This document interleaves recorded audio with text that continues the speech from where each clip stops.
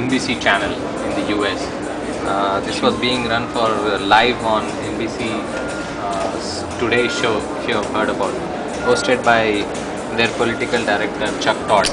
Okay, so here's the thing. So this was being run for over 3 months or something.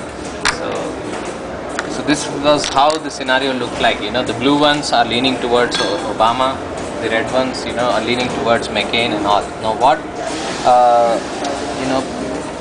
now you can start doing your prediction analysis. Okay, I think Obama might win South Dakota or Texas, obviously, go to McCain.